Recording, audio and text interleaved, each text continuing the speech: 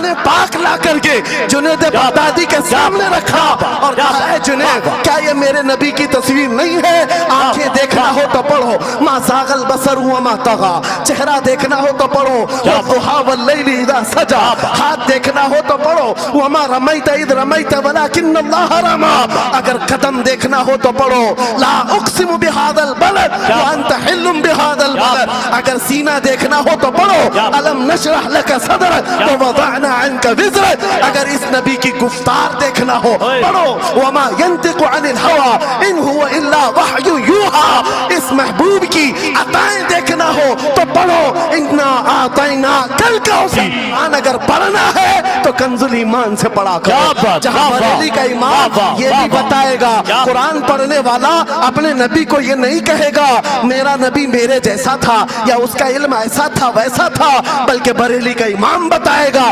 قرآن پڑھنے والا اپنے نبی کو یوں کہے گا سرور کہوں کہ مالک مولا کہوں تجھے، باغ خلیل کا گل زیبا کہوں تجھے، تیرے تو وصف عیب تناہی سے ہیں بری، حیران ہوں میرے شاہ میں کیا کیا کہوں تجھے، لیکن رضا نے ختم سخن اس پہ کر دیا خالق کا بندہ خلق کا آقا کہوں تجھے۔ ہمارا شیوا ہے پوری دنیا میں کہ صرف اور صرف رسول پاک کی غلام قوم ایسی ہے جو ایک منٹ میں پورا سناٹا طاری کر سکتی ہے۔ کسی نے ایک صاحب سے پوچھا تھا ویل ٹرینڈ فوج جو ہوتی ہے چاہے وہ امریکہ کی ہو کہ رشیا کی ہو کہ جاپان کی ہو چائنا کی ہو، ان سے پوچھا گیا کہ اگر 10,000 فوج کو صفوں میں کھڑا کرنا ہو اور ان کو ریڈی کرنا ہو تو آپ کو کتنا ٹائم لگے گا؟ کسی کے بارے میں کہا کہ امریکی فوج کے لیے ہمیں 4 گھنٹے لگ جائیں گے، ہم ترتیب دے دیں گے۔ رشین فوج کے لیے 3 گھنٹے لگ جائیں گے، چائنیز اور ایکٹیو ہیں 2 گھنٹے میں اپنی صفیں ترتیب کر لیں گے۔ اس مسلمان دانشور نے کہا اللہ کا کروڑوں احسان ہے 1,00,000 سے زیادہ کا مجمع ہوتا ہے حرم کعبہ میں بھی اور حرم رسول میں بھی، امام صرف 1 منٹ میں کہتا ہے صفیں درست کر لو، کسی کو ڈنڈا مارنے کی ضرورت نہیں، سب کی صفیں خود درست ہوتی ہیں۔ یہ قوم ہے جو اپنی صفیں خود درست کرتی ہے۔ مسجدوں میں جمعہ میں عیدگاہ میں جا کر کوئی لکڑی لے کر نہیں پھرتا کہ اپنی اپنی صفیں درست کر لو، ہر ایک کو اتنا شعور ہے کہ اپنی صفیں کیسے درست کی جاتی ہے۔ جب آپ کو اللہ تعالیٰ نے یہ نعمت عطا کی ہے مسجدوں میں صفیں درست کر سکتے ہیں 1 منٹ کے اندر، عیدگاہ میں 1 منٹ میں ہماری صف درست ہو سکتی ہے۔ اے نوجوانوں دنیا کو یہ بتاؤ صرف مسجد اور عیدگاہ نہیں، دنیا کے ہر میدان میں ہم اپنی صفیں درست کر سکتے ہیں، سبحان اللہ، ہر میدان میں ہماری صف درست ہو سکتی ہے۔ یہ اللہ کی طرف سے دی ہوئی بہت بڑی نعمت ہے۔ بس اب مجمع جو خاموش ہے اور متوجہ ہے، اب میری بات کو آگے میں بڑھاتا ہوں، توجہ سے سنیں۔ قرآنی علوم کے متعلق آپ کے سامنے چند باتیں رکھوں گا، اس لیے کہ مجھے کہا گیا بڑا پڑھا لکھا مجمع ہے اور مسلمان کے لیے پڑھا لکھا ہونا بہت لازم ہے، اس لیے کہ جہالت اسلام کا اپوزٹ ہے، جہالت اسلام کا اپوزٹ ہے۔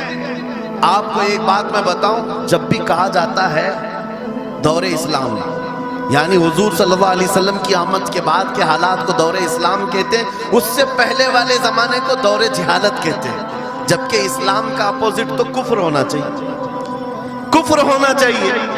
یہ دور اسلام ہے اور اس سے پہلے دور کفر تھا، نہیں دور اسلام سے پہلے والے دور کو دور جہالت کہتے ہیں، اس لیے کہ بتانا ہے اسلام اور جہالت دو اپوزٹ چیزیں ہیں، دو اپوزٹ چیزیں ہیں، جاہل ہو اور مسلمان ہو اسے زیب نہیں دیتا۔ جس قوم پر آنے والی کتاب ہدایت کا پہلا لفظ اقرا سے شروع ہوتا ہے، اقرا بسم ربک الذی خلق، قرآن کا پہلا لفظ جو آیا ہے وہ کس نام سے آیا؟ پڑھو اپنے رب کے نام سے، پڑھو اپنے رب کے نام سے، اور علم نہیں ہے تو کچھ نہیں ہے تمہارے پاس۔ امام غزالی تو فرماتے الناس کلہم موتا الا العلماء، یہ سارے انسان مردہ ہیں، زندہ اگر کوئی ہے تو علم والا ہے، علم والا زندہ ہے۔ اور جہالت کی تاریکیوں میں بھٹکنے والے کی مثال ایسی ہی ہے جیسے اندھیری کوٹھری میں بیٹھا ہوا ہے, کہیں روشنی کا آنے کا انتظام نہیں, اس کے سامنے حلوہ رکھو کہ گوبر رکھو, دونوں برابر ہے. جاہل آدمی کے لیے ایسا ہی ہے, کبھی اس کا ہاتھ اس میں پڑے گا, کبھی اس کا ہاتھ اس میں پڑے گا. جب نظر نہیں آ رہا ہے تو حلوہ کو گوبر سمجھ کر کھا لے گا, اور کبھی گوبر کو حلوہ سمجھ کے کھا لے گا. غلاظت اس کے لیے برابر ہو جائے گی. لیکن علم کو کہا گیا العلم نور, علم روشنی ہے. جس کے پاس علم آتا ہے وہ تمیز سیکھ جاتا ہے, اس کے پاس اخلاق آ جاتے ہیں, وہ حلال و حرام کے فرق کو سمجھنے لگتا ہے, برے اور اچھے کے درمیان فرق معلوم ہونے لگتا ہے. اسی لیے میرے عزیزو, مجھے بڑا گرو ہے اور فخر ہے, ہماری ہی خانقاہ سے یہ آواز آتی ہے, آدھی روٹی کھائیں گے اور بچوں کو پڑھائیں گے. بے شک, کیوں؟ بے شک. اس عظیم خانقاہ سے یہ آواز دی گئی. کیوں؟ صرف اس لیے نہیں کہ تم بڑے ہو کر کے ڈاکٹر بنو گے, انجینئر بنو گے. لوگوں کی نظر میں اب بات یہی رہ گئی, پڑھا اس لیے جاتا ہے کہ ڈاکٹر بننا ہے, انجینئر بننا ہے اور کمانا ہے, بہت کمانا ہے. علم جو ہے آج کمرشل بنا لیا گیا. علم اس لیے نہیں, علم اس لیے حاصل کیا جاتا ہے کہ بندہ خدا کو پہچانے, کیا بات, بے شک, بندہ اپنی حقیقت کو پہچانے, بے شک. زندگی گزارنے کے اسلوب اسے معلوم ہو جائے. علم اس لیے سکھایا جاتا ہے. بہت سارے لوگ صرف نوکری کے لیے سمجھتے ہیں کہ علم حاصل کرنا چاہیے. نوکری کے لیے نہیں, اپنے اخلاق کو بلند کرنے کے لیے علم آنا بہت ضروری ہے. میرے عزیزوں, قرآن عظیم وہ ہدایت کی کتاب تمہارے پاس آئی, اس قوم کے لیے المیہ نہیں ہے تو اور کیا ہے, جو کتاب علوم کا ذخیرہ ہے. آج دنیا اس کتاب پر ریسرچ کر کر کے نئے علم و فنون حاصل کر رہی ہے. اس کتاب کو تو ہم مردوں پر پڑھنے کے لیے رکھے ہیں. وہ قرآن عظیم جو ہدایت کی کتاب اور سارے علوم کا سر چشمہ ہے, اس کتاب کو کہاں پڑھتے ہیں؟ میتوں پر. کسی کا انتقال ہو گیا تو تیجے میں پڑھیں گے, چہلم میں پڑھیں گے, نویں میں, 20ویں میں پڑھیں گے. وہ ایصال ثواب کے لیے صرف رکھا گیا, اور اس سے تھوڑا آگے بڑھ گئے تو قسم کھانے کے لیے قرآن. آؤ چلو ہم قسم کھاتے ہیں قرآن پہ ہاتھ رکھ کر کے, قرآن پہ ہاتھ رکھ کے. میاں کیا قرآن قسم کھانے کی کتاب ہے؟ قرآن کی وہ آیت میں نے سب سے پہلے پڑھی, اللہ فرماتا ذالک الکتاب لا ریب فیہ, یہ وہ کتاب ہے جس میں شک کی گنجائش نہیں, اور یہ ہدایت ہے پرہیزگاروں کے لیے. اور قرآن میں 3 جگہ یہ لفظ آیا ہے, ھدی للناس, ھدی للمؤمنین, ھدی للمتقین. یہ سارے انسانوں کے لیے بھی ہدایت ہے, یہ سارے ایمان والوں کے لیے بھی ہدایت ہے, اور پرہیزگاروں کے لیے بھی ہدایت ہے. سب ہدایت الگ الگ انداز سے حاصل کرتے ہیں. بارش ایک ہی ہے برسنے والی, زمینیں الگ الگ ہیں.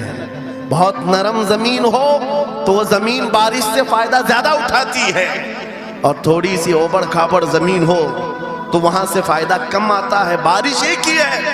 قرآن بارش ہدایت ہے, جس کے دل کی زمین جتنی نرم ہوگی اتنا وہ اس سے ہدایت اٹھائے, سبحان اللہ, بے شک, اتنا اس سے فائدہ اٹھائے گا.